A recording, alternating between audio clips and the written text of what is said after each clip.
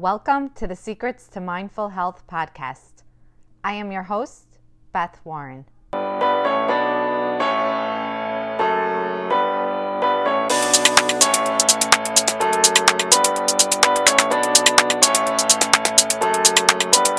Our topic today is I had the baby, now what?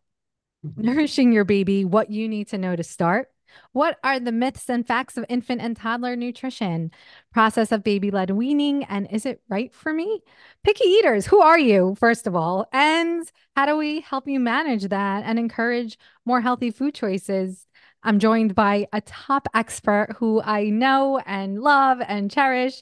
She is with me today. Her name is Melina Malkani. She is a registered dietitian like myself, specializing in pediatrics, author, speaker, single mom of 3, behind Instagram and TikTok handle Healthy Mom, Healthy Kids. A top nutrition influencer dedicated to educating her combined audience of over 140,000 followers about infant and childhood nutrition. Melina is a trusted expert in local and national media outlets and owns a nutrition consulting company and private practice that helps caregivers feed their babies with confidence. She's the author of a lot of books: Simple and Safe Baby-Led Weaning, How to Integrate Foods, Manage Portion Sizes, Identify Allergies. Oh, I'd also love to talk about allergies. Note that. Safe and Simple Baby-Led Feeding, and Solve Picky Eating. Her new book, though, The Safe and Simple Food Allergy Prevention, a baby-led feeding guide to starting solids and introducing top allergens, is due out on November of 2024 with the publisher BenBella Books, distributed through Penguin Random House. That's so exciting. A Forbes Health Advisory Board member since 2022, member of Advisory Council for the RWJF, Reframing Child and Health and Obesity.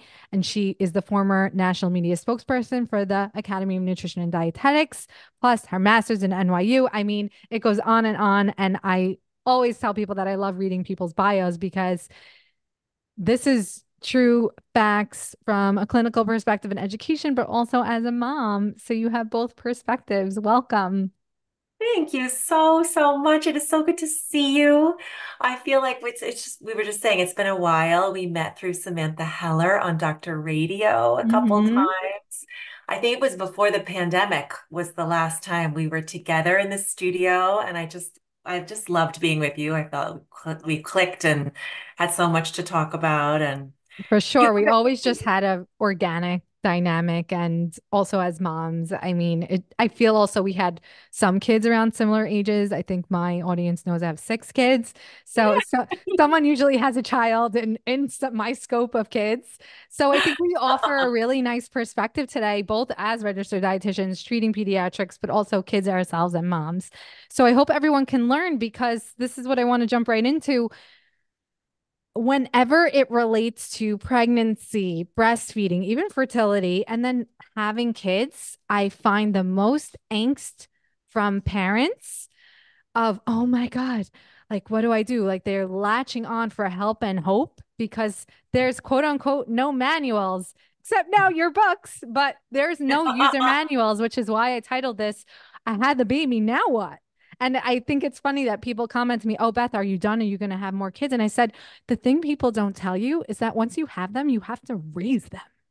It's, it's a whole nother part. So what do people come to you with when they're first coming to you for help? How do they sound to you? Well, it's such a great, I think this is such an important topic because there so many people are quite lost, but there's also so much pressure to do it right and to do it perfectly. And especially if you're a first-time mom or a first-time parent, you don't have a roadmap, and each baby is so completely different. I'm sure you've experienced this with your 6 Hmm. time you think that someone knows what they're doing, or if you have someone who's a role model and says this is how it's going to go and this is going to be great and here's what to do, then you have your own baby and you can be met with an entirely different set of challenges, or just a different type of personality. And so to have that in your scope when you're trying to do things and nourish your baby as well as you possibly can, it could be really challenging at first. And then when people go online or on Instagram or on on, and look for a book, that they'll find a lot of conflicting information. Hmm.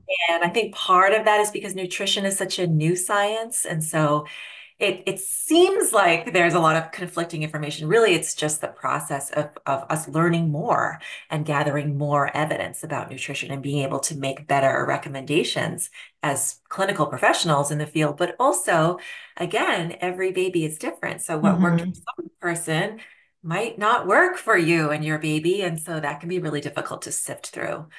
So Absolutely. So, how do you feel like people should start? Do they start with the textbooks, talk to their pediatricians, listen to their mother? How should they start and where should they go from there to know if what they're doing is right or wrong? Well, the best place to start, with any baby is really with the pediatrician, and Mhm. to start having those conversations about feeding early on with the pediatrician. What we've learned so much more about in the last few years, really, is about the prevention of food allergies. Mhm. And that is an emerging science that we're learning so much more about. And we've come so much further than we were even 20 years ago. And the advice has changed radically. And we know now that we really need to start thinking about this earlier than previously thought. Right. And we Meaning, need to don't start. wait for it to become an issue or realize it's an issue, preempt certain things. Yes, that, but also the in terms of the prevention of food allergies, we want to look at a baby's level of risk for food allergies. And Mm. so, for example, the strongest risk factor for the development of food allergies is severe eczema. So if you have a baby between, 0 and 4 months, let's say, and that severe eczema has emerged, and it's a baby where you're not really able to control that eczema without intervention, then that's a baby who's going to be a really great candidate for very early introduction of particularly Mm. peanut and egg. We found that Opposite of what you feel then, right? opposite, between 4 and 6 months can feel really early to start really prioritizing the introduction of these foods, which don't feel like foods that you would feed an infant. It Mhm. doesn't feel like peanuts are the most maybe intuitive early food for babies. Right. They do for sure need to be modified in order to make them safe for babies. But we have found that, particularly for those high risk infants between 4 and 6 months of age, to start introducing peanut early and then consistently can actually reduce the development of allergies by over 80%, Wow. which is an incredible statistic. It's really I mean, astounding. yes, over 80%. I mean, it's refreshing though in a way because we've known that food allergies have grown and especially when let's say peanut allergies became huge and people just felt like they succumbed to the oh yeah, we're just most of us are going to end up having peanut allergies or it's so common. Yeah. But what we're saying is now actually if it's common or you're seeing signs of risk factors, then you actually might want to start it even earlier, which sounds scary and counterintuitive, but it actually does make sense because of the introduction of it and how the cells work. Yeah. Is it It's a also related to family history, perhaps?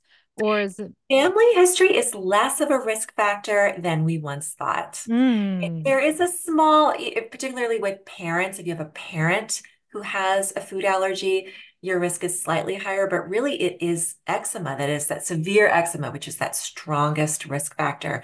Existing food allergy, so a diagnosed food allergy to say egg, increases the likelihood of a food allergy to another food. But hmm. family history is a lot less, it's much smaller indicator of the likelihood of a development of a food allergy. It's funny. I think of my mom, who's my third doctor, let's say.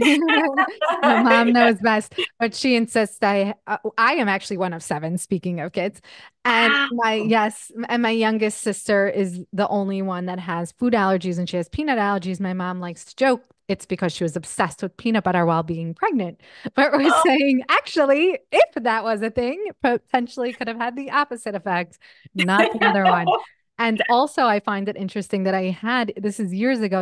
I'm sure in private practice as well, there's certain things that stick out at you that you'll always remember. Yeah. And one was I was counseling a mom who was here for weight management, and she had a new infant. And I always love and appreciate and love seeing when they bring their kids. And she would come consistently weekly, and she brought her kid. And I also get to know these kids because I'm holding them while their mom weighs in. And when Yes. and like I said, I have six, so I'm always missing babies. So I live vicariously through my clients' babies, and I'm holding them a lot. So I sort of get to know the babies too.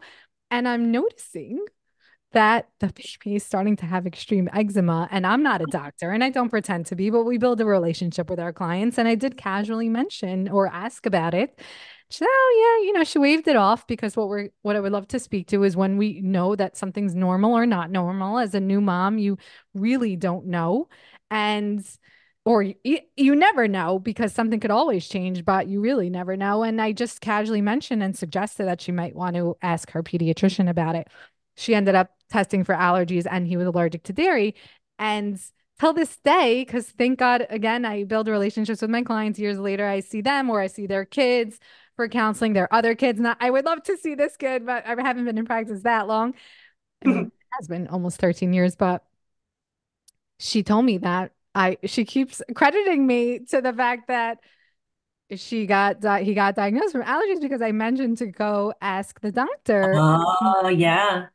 And it's just so interesting that flags are important to learn about. And one that you're even saying now is even more clinically proven. Because just back then, I sort of, I wouldn't say I knew like I'm some sort of researcher in my own way, but obviously it's an inflammatory reaction that deserves, a little bit of research if it's, let's call it explosive and chronic and not going away, like you said, hard to Yeah. manage. Yeah. So I love that there's more science around that and giving people more tangible signs than just, are you crying too much or too little? Yeah.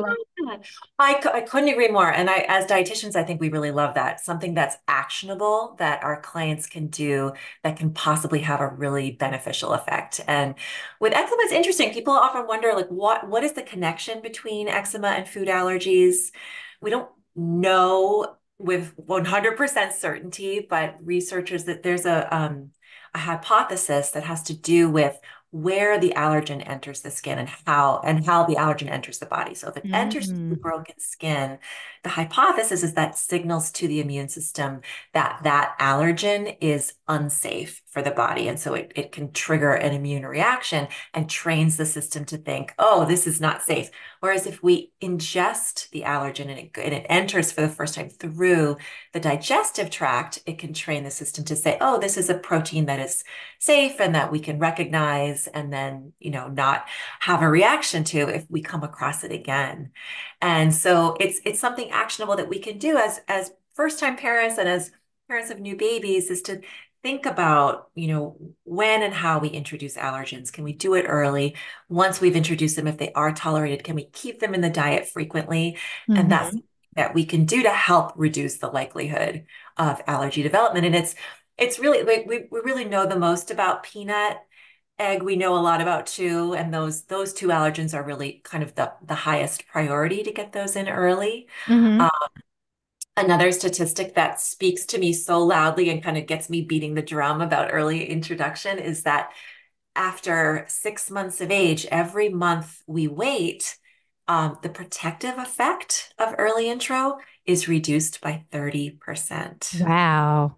So we got to do it early. We got to do Yes. it early. We have to do it early. Wow. And it's a matter of also listening to the right people and the right researchers, the experts, like you said, just jumping on random social media, not following through with the experts. And you would, I'm sure, would even encourage, even as people watch your stuff, to still work with you directly, because even that isn't something to hold by. And reason why I'm expressing that is because I would think the only reason why people wouldn't introduce it is because someone else told them, don't do that, or oh my Totally. goodness, Yes. because we're so susceptible to like you said, wanting to do it right. I think the way you started was exactly right because you're so pressured to do it right because you want to nourish your baby correctly. And then also you want to feel like you're doing the perfect job. So just keep focused, breathe, and follow the expert advice and then stick with it. But is there a right way to introduce foods like they used to say? I mean, going through even all my six kids, I have 6 different handouts of what the pediatrician has given me with what to Yes. start with. Don't start with fruit. It's going to be too sweet. Don't ever introduce veggies. And I know you've shared a lot of that on your social media. So how should people go about starting to introduce foods now with the allergens not only in the back of their mind, in the forefront of their mind, and especially more so for kids with eczema and other telltale signs, which is huge. But now, how do we go about introducing foods? And I know you wrote a whole book on baby-led weaning and that you became an expert in that. So tell us about it.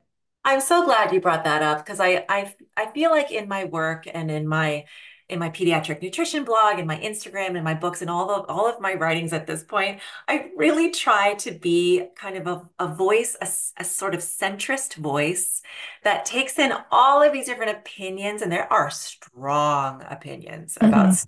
solids, and just kind of boils it all down to, okay, there is no perfect way to do this. There really isn't. There are lots of different methods. One is not necessarily better than the other, as long as when you're starting solids, you're looking for the signs of readiness, developmental readiness in Mm. baby to see if they're developmentally ready and somewhere around 6 months of age. 6 months of age seems to be the age where developmentally we're going to start to see those signs, which are things like being able to have enough trunk support to sit upright, having enough head and neck control so that it's not too much bobbling around. That helps reduce the likelihood of choking because a baby can sit upright. Being able to grasp objects and bring them up to the mouth, that's going to indicate a readiness to self-feed.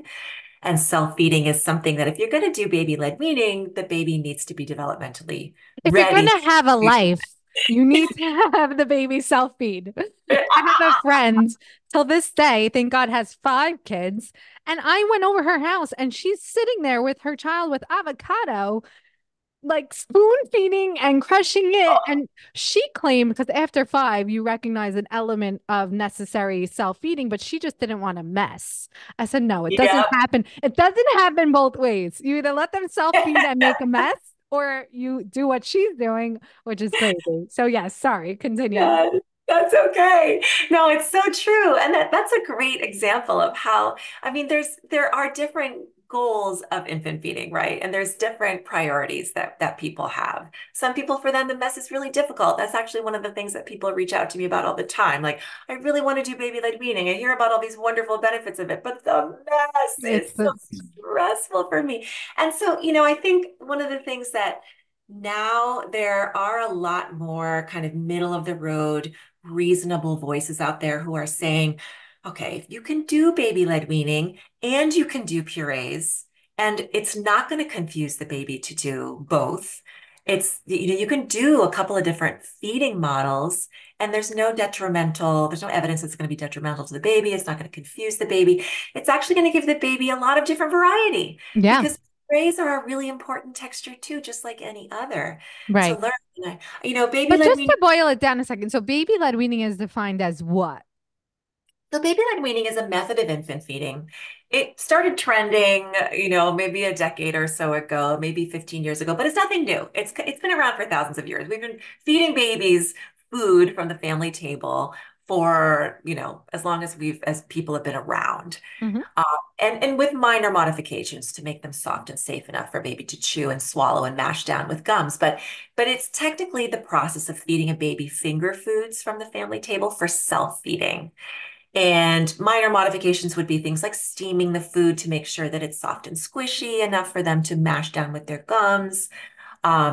It needs to be a food that they're able to either something resistive that they can just sort of chomp on and gnaw on, but that won't break off into larger pieces in the mouth and pose a choking risk, or something that's soft enough where if they do get out a bite and they've got it in their mouth, they can mash it down and then swallow it with their gums. Mm. And this is different from a more conventional kind of parent-led method of spoon feeding or feeding of purees via spoon. Even as you describe it, you can tell why it makes so much sense on many levels that also people later complain about, such as um, more variety of foods, like being less of a picky eater because they have exploring more. And then also the whole intuitive hunger, fullness feeling obviously is better met like that. There's a difference between encouraging kids to eat because, they could be distracted versus like spoon feeding and having to finish the whole jar.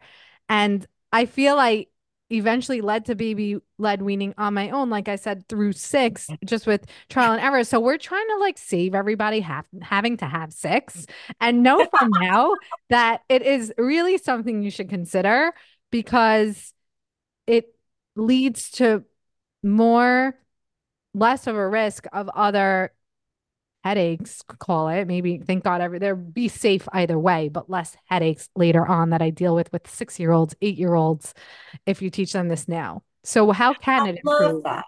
Well, so it's so I love that you brought that up because it's something that there's so many threads between what I do in pediatrics and what you do in counseling people in you do some weight management, right? You do some Yeah. of that quite a bit. Hmm. Even So with kids. Yeah. even with kids. So the piece that I think is really fascinating about all of it is that when you boil down infant feeding to its most kind of advantageous and beneficial concepts. The one that sticks out to me the most is responsive feeding. Whether you're doing purees, whether you're doing baby-led weaning, if you are allowing a baby to listen to their own cues for hunger and fullness, if you're responding to those cues instead of, shoving a bite of food in the baby's mouth when they're distracted or pursing their Mhm. lips, but they happen to open and you shove it in because you think that Right. they need more food.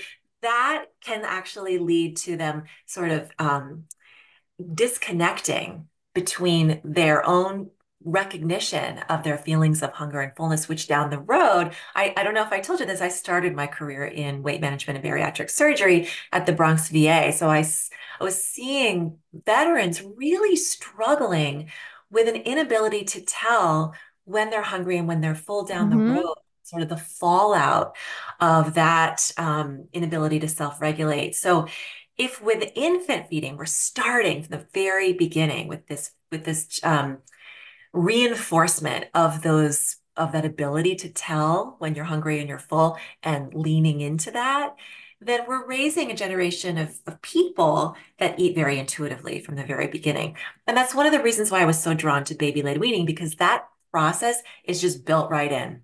The babies are born with this amazing innate ability to meet their needs and eat up until they've had enough and they don't need anymore. And when we just give them a variety of different healthy foods throughout the day at regular intervals, they'll meet their needs and they'll eat just as much as they need. It's us that gets in the way of that Absolutely. process. And that's what I was just going to bring up, how it also changes the whole dynamic that you will develop with your child around food and eating as well. You'd sort of like say, you know what? I'll take a hands off, approach in general later on because you're used to sort of having them have a partnership in their own eating. And I also found it encouraged me. I mean, talk about the mess and just like the dynamic in the kitchen. It helped me help my kids start like help me cook or get involved in the kitchen. I just feel like the whole nature is different. But let's touch on this whole picky eating thing because that's another thing.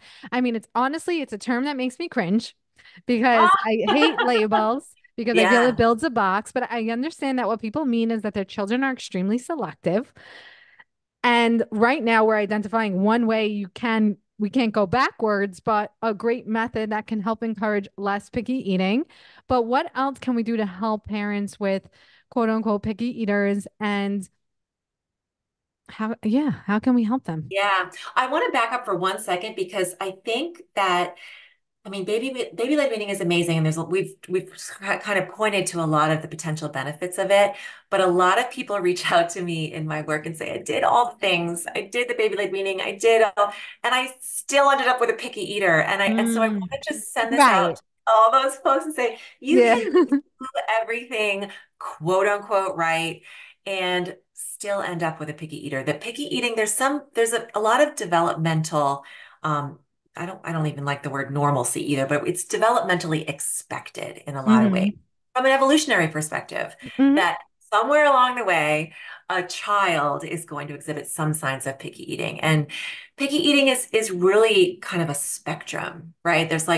There's your sort of garden variety picky eating and the toddlers that, toddlers come along and they start having opinions and they want to be able to exert some control over some area of their life, and we decide when they put their shoes on, we decide when they go to bed and when they take a nap. So this, whether they put food in their mouth, is an area where they can control. So it makes a lot of sense. Hmm.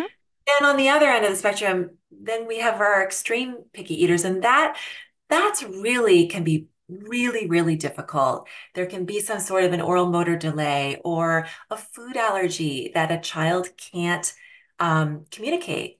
And Hmm. so it ends up looking like picky eating, but it's just an undiagnosed food allergy or some other developmental delay that's making it very difficult for them to eat. And there's so Hmm. many reasons why that can be the case. So I just want to, sort of put that out there because picky eating is such a blanket term for such an array of different things.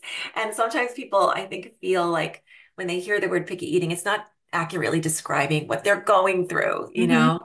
Um, but that being said, I think one of the most important things to do when you're struggling with it is to reach out to someone who specializes in pediatric nutrition and can sort of take a look at the situation and go through and say, well, what is the driver behind that picky eating with you?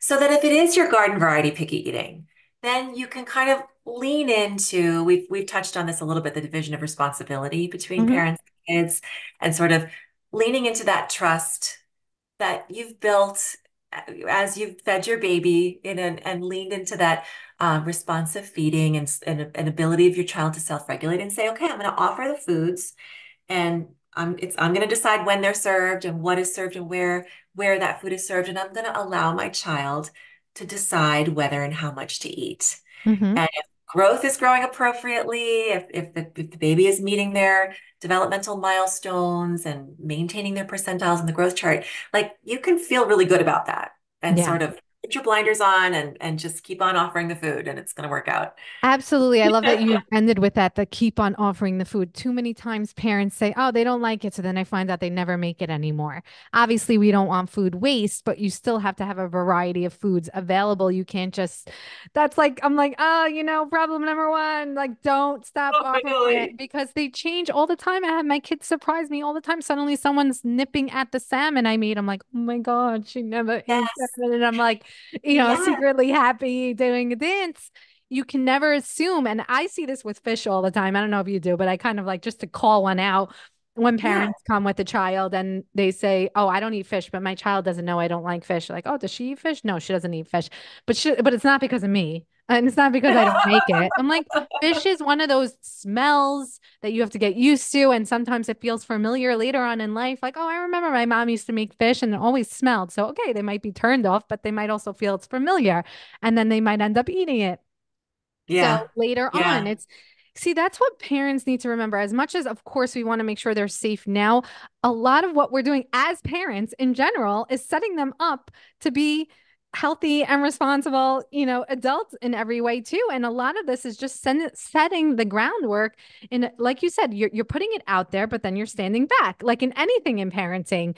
But that's it. Like you're hand holding a little bit and then you're letting it go.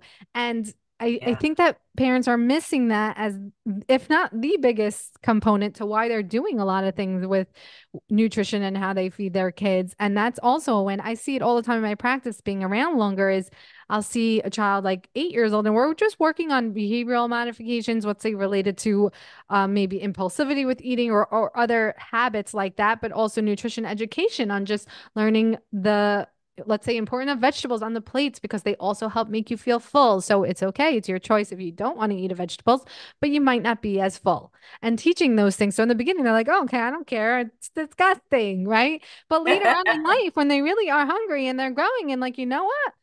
I remember learning if I add vegetables, I might get full. And then you see them start to do it. I mean, that's just a very black and white example, but later on, it's incredible that if you set the right foundation, they talk about develop into a maturity that starts to remember because you put it out there, but then you held back. Yeah. So, I think the pitfall with that is that we get so caught up in the what of nutrition with kids. We think, you're used to as an infant, very early on, you're doing breast milk or you're doing formula and you're nourishing the baby with these really important nutrients. And yes, the nutrients and the foods themselves are very important, but I think that the how of feeding that you were just talking about, the repeated exposures, the role modeling, the including kids in the process of preparing food and thinking about a meal plan and getting food on the table. These are all parts of the how of feeding, eating alongside your kids, doing family meals that over time, and it's not easy. I'm not saying this is Mm, easy, but it chips away at that, or I don't want to say chips away, it kind of adds to a nutritious lifestyle over time, but it's not overnight. It's not something they don't come out of the womb going, oh, I'm going to eat a variety of different foods, that some of which are asparagus and some of which are salmon. These are acquired tastes that can take absolutely. time to build a rapport around and a taste for. And so you're right. When a child refuses a food and then we throw up our hands and say, well, I'm not going to serve it again, it does a real disservice to that child because they don't then get a chance to start building comfort and familiarity and a taste for that food. And down the road, they're like, well, I don't like that. Well, how do you know you don't like that? You haven't had a chance to keep on eating it. So Right. that's the real challenge. And I think someone like you and someone like me can be really helpful, a really helpful touchstone along the way to say, okay, I'm doing all these things. I'm doing the repeated exposures. I'm including my child in food prep. I'm doing the family meals and nothing's moving. Well, then let's take a look together. Where are the nutrient gaps? How can we fill them in? Where are we having trouble maintaining those growth percentiles? How Hmm. can we support you and help you and make sure your child is getting all the nutrients they need to thrive and grow while these lessons are being learned? Hmm. And that is kind of the art and science of nutrition.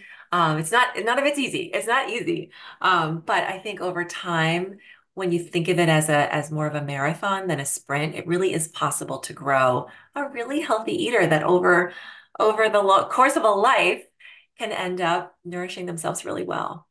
Absolutely. I love how you put that because there's a educational aspect to this, not just a what to eat, and especially in kids. And Yeah. if you approach it from both angles, then it sort of kind of meets in a nice way. So I really appreciate having you on. Your book is focused on the food allergy aspects, your new one.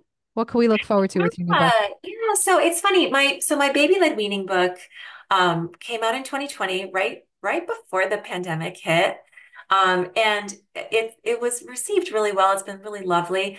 If it had if there was kind of an ask for a follow-up, it was, I want a plan, a specific roadmap for what and how to introduce and when and how to introduce the top allergens to help reduce the development of food allergies. So Mm. this is kind of the answer to that. It is a cookbook. So the beginning is Oh, a I love guide. that. Yeah, I had a lot of fun with it. The beginning of it is a whole guide to baby-led feeding, starting solids, all the things that we just talked about in the beginning. It's not a baby-led weaning book. Hmm. It takes kind of a middle of the road approach, some purees, some baby-led weaning, some finger foods, some puree, little bit of both, so that you can just provide a variety. And then it walks you through the history of food allergy prevention, where we were, how we got to where we are now, and what the science says now. And then it tells you exactly how to do it. So there's a 8-week meal plan, and then there's 80 recipes that make it really easy for you to then introduce the allergens and keep them in the diet regularly, but not with just baby food. It's recipes that you can serve to the entire family. So that, as a mom of 6 on your end and as a mom of 3 on my end, that is really important because creating one separate meal for one member of the family and then something totally separate for everybody else is exhausting. It is exhausting. Totally. A road to burnout. So this is my answer to that. I hope it's going to help a lot of families just feel more at ease with the process of introducing allergens and how to do it safely, how to be prepared while doing it, and how to do it in a way that's yummy. I love it because I mean, I'm listening to you speak and I don't even know currently any book like that. And I wish there was a book like that. And I don't say that often because I read a lot and find all the books, but that is such, it's not even just a niche. It's so vital now in the development of kids because food allergies are so prevalent. And wow. Just amazing. And we can follow you on both TikTok and Instagram at healthy.mom.healthy.kids. And it's Yeah. amazing. You have such cute content. You put your kitties on there sometimes and you have your little infographics and it's so cool. So everyone follow her there. Thanks for joining. Thank you so much for having me. It's so nice to see you. You too. Don't forget to tune in for more episodes on Spotify and be sure to follow us on TikTok and Instagram at Nourished by Beth for more wellness ideas.